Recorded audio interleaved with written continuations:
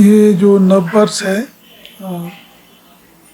बुधवार के रात्रि में उस समय कृतिका नक्षत्र रहेगा और द्वादशी तिथि में शुरू होगी। इस बार 2026 का जो अंक है वो 1 का अंक बनना है, सूर्य का अंक है। तो जिन लोगों का मूल अंक 1, 10, 19, 28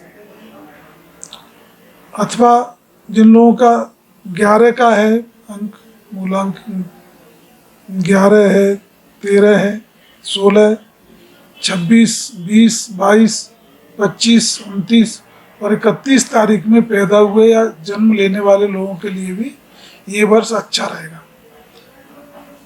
इस वर्ष की शुरुआत द्विस्वाव लग्न में हो रही है, कन्या लग्न में। तो थोड़ा सा उतार चढ़ाव रहेगा, व्यापारिक क्षेत्र में भी उतार चढ़ाव रहेगा, राजनीतिक क्षेत्र में भी कुछ बड़ी घटनाएं देखने को मिलेंगी। वैसे तो हमारा जो नववर्ष होता है वो चैत्र मास में प्रतिपदा से शुरू होता है, सनातन संस्कृति और भारतीय संस्कृति के अनुसार।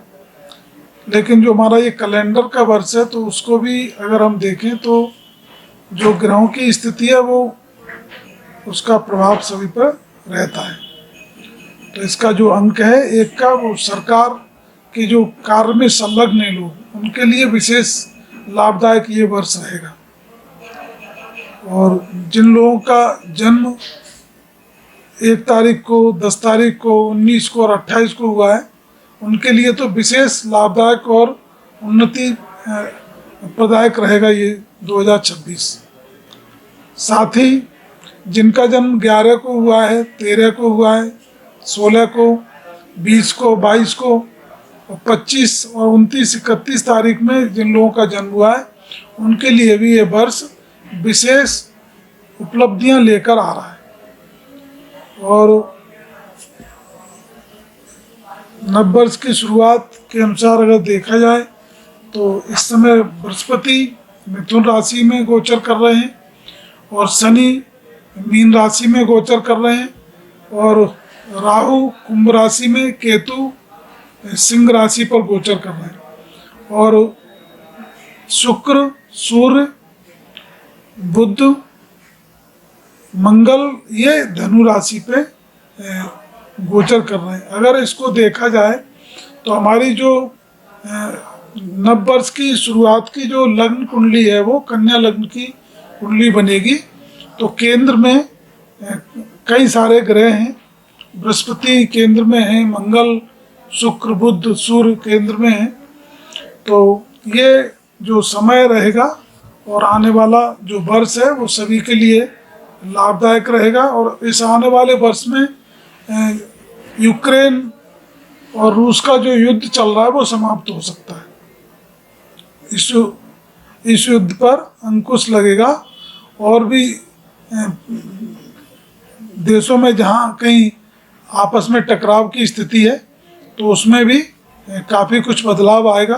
क्योंकि 2025 का अंक मंगल का अंक था, तो मंगल का अंक थोड़ा एग्रेसिव रहता है, तो उसमें युद्ध, भड़कना, उत्पात होना, आग के द्वारा दुर्घटनाएं, अग्निकांड, इस तरीके की घटनाएं होती हैं और जनता के बीच में आक्रोश बढ़ता है।